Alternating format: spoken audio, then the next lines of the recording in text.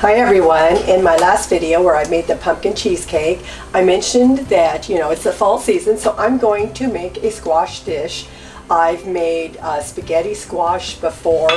I can't remember what was all on it. Oh, Italian sausage, I think. It's in my cookbook, which is online on my website, which has all my recipes.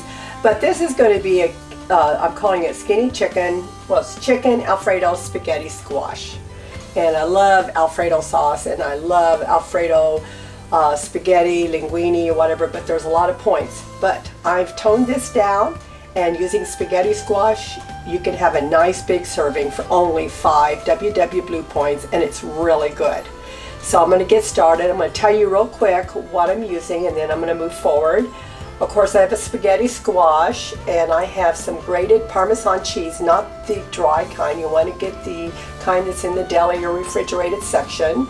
I have some chives that's going to go on top later, a little cornstarch, some non-fat Greek yogurt. I have some minced garlic in a can back here, and then I have some chicken breast tenders that I'm going to use to cut up and cook it in a minute. Onion powder, I can't believe it's not butter light, some salt and pepper, and then some fat-free chicken broth. So the first thing I'm going to do is start on the spaghetti squash. Now you need to cut it in half, and these are so hard to cut. So there's a trick to it. You put this in the microwave for 5 minutes. You take a fork first and prick it, which I'll show you in a second, and put it in the microwave for 5 minutes, and it softens it up enough to where you can cut it in half for baking. Here we go. So I'm going to poke this just to give it helps it, to let the steam out. Poke it in a few places around.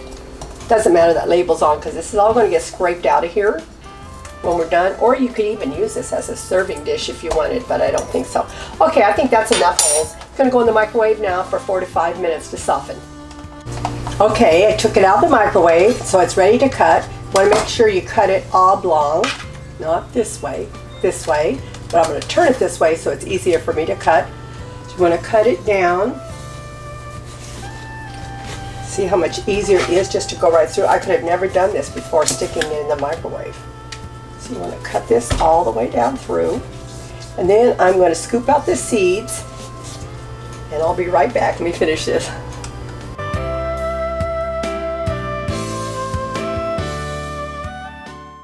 Well, I'm going to take a paper towel to put a little bit. You can either use a little bit of olive oil, or this is, I can't believe it's not butter light, which is a lot less points. You just want to have something to kind of grease inside here a little bit. And this is actually really good. I like this. I can't believe it's not butter light. Okay, got that all inside. Now I'm going to sprinkle some garlic salt and some pepper inside of it.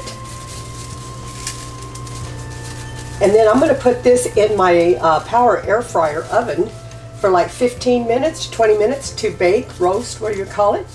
And you can also, at 400 degrees, you can also put this in your regular oven.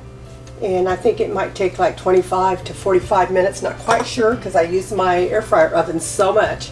But it's going to go in the air fryer oven now, and while it's baking, I'm going to show you how to make the chicken and the sauce.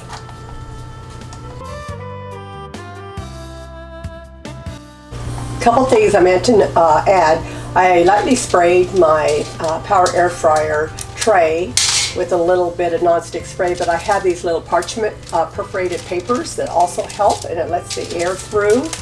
And I got those on Amazon. If you're interested, you can go on my website, and there's a link to those.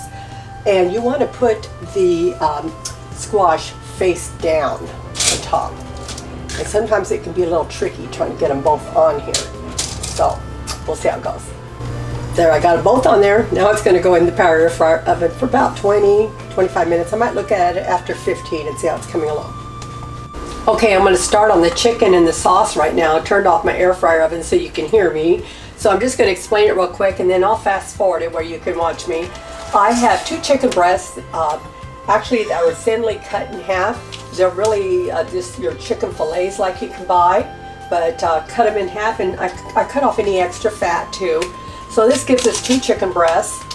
And then I've got my broth. So I'm going to do a half a cup of broth. First I'm going to do is spray I'm using my air fryer, not air fryer, but my Instant Pot. And so I'm going to spray it with a little bit of nonstick spray first. I want to set it on saute, and which I just did, and so it's already hot. I'm going to cook all this in here because it's so easy. It does like a one pot thing. I love my Instant Pot. So I'm going to cut this up, and I'm going to add the chicken broth, and I'm going to fast forward all this so you can see what I'm doing and let this cook down a little.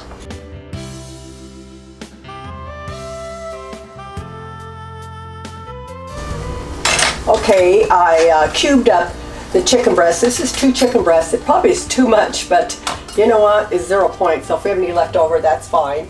I put a half a cup of the chicken broth into the Instant Pot, which is really hot right now. It's on the saute. And so now I'm going to just stick the chicken in here, and I'm going to stir it off and on until this cooks and gets done. And then I'll be right back. Okay, everything's been boiling down. I was trying to do something else, so once it started boiling, I actually put the lid on it while it's on saute and let it steam down a little bit more. And then I did the quick pressure release. So the chicken's all done. Either way you want to do it, you want to make sure the chicken is done. And so now I'm going to add 1 tablespoon of, I can't believe it's not butter, light. And I'm going to add 1 tablespoon of minced garlic to this. Get every bit I can in there. Oh, shit, I know this. I'll just do it like this. Make sure I get the right amount. I don't care if I get a little more garlic because we like lots of garlic. So, a good 1 or 2 tablespoons of garlic, however you like it, in there. And now I'm going to stir this all together. And then I'll be right back. Okay, so now I'm going to make some thickening. So I'm going to take a big scoop of cornstarch, a little over 1 tablespoon size. I'm going to mix it in with the other half a cup of chicken broth that I have left that's supposed to go in with the chicken. So I'm going to take a little whisk. You can also use flour. If you use flour, you'd want to put it in right now, let it mix around in there and kind of dissolve, then add the chicken broth on top. I like using cornstarch, the same amount of points, but I never get any lumps, and it always turns out so good. You just make sure you don't add cornstarch to hot. You want to put the cornstarch in with cold or canned, like, room temperature. So now I'm going to add it to the chicken, and now it's going to start thickening up, and I'll be right back. Now I'm going to add the yogurt, and I think it's 3/4 cup of non-fat plain Greek yogurt. Also, I added a little bit more of the broth because it was really cooking down fast here, and no points in it, so might as well. So now I'm adding this, and then I'm going to stir this together and let this cook for like a minute or 2. So we're almost done, which is good because my husband just got home from work, and we're hungry. So stir this all down, right back. Okay, it's been boiling way down now. I did add the rest of the chicken broth to it, and so it's not quite as thick, but it's pretty thick. It's thick enough how I like it because I still got to add the cheese. So you want to make for sure you're stirring this really good when you're cooking it. Now I'm going to add a teaspoon of salt and a teaspoon of pepper and 1 teaspoon of onion powder. Since this is did I say a teaspoon? This was a half a teaspoon and a half a teaspoon. It's getting late. And now 1 teaspoon of the onion powder. So I'm going to put 2 of these in since this is just a half of a teaspoon. Onion powder, a little more or less. I'm going to let this cook for like another minute, and then I'm going to turn this off. If you're cooking this on top of the stove, then you want to cook this on like low heat and then turn this off when we get ready to add the cheese because it's already boiling. Be right back. Okay, it's cooked down quite a bit now. So now I'm going to add half of a cup of grated fresh Parmesan, not the little powder stuff. You want to get the fresh stuff, or it's already grated in, like this is the Kraft. Put a half a cup into that.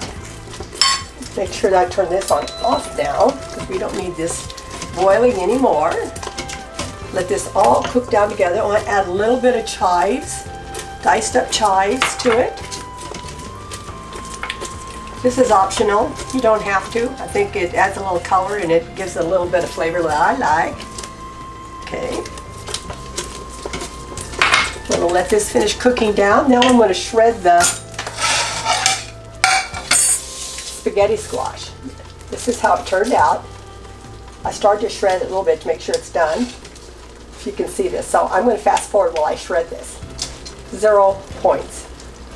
So good and good for you.